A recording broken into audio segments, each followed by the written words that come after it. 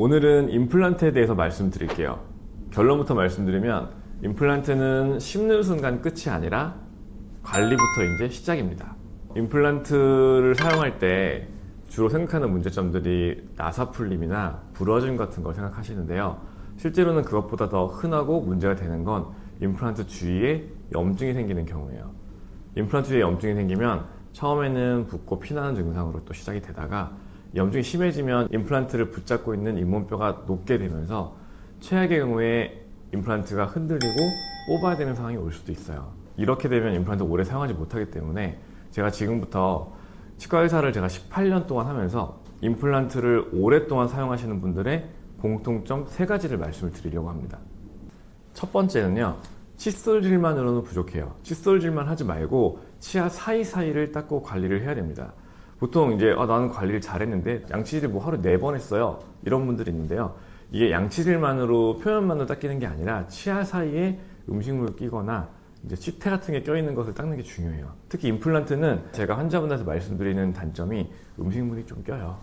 그래서 음식물 끼는 관리를 해야 되는데 그러려면 치아 사이를 매일 치실을 쓰거나 혹은 치간 칫솔 혹은 워터픽 같은 구강세정기를 꼭 사용해줘야 합니다.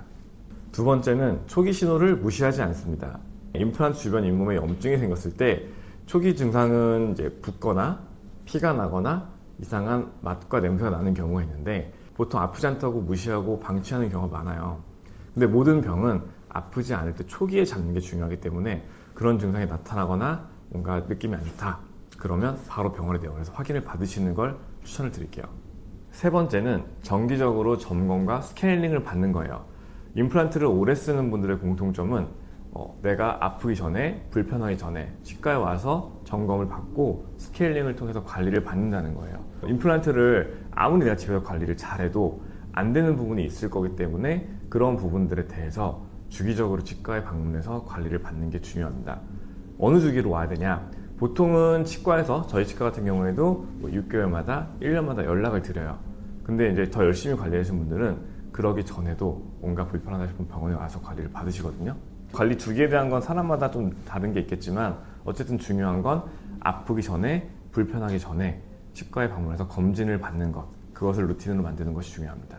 정리하면 임플란트를 오래 쓸 수 있는 임플란트 수명은 이 3가지에서 갈립니다. 첫 번째는 치아 사이 최소 하루에 1번 닦아주기.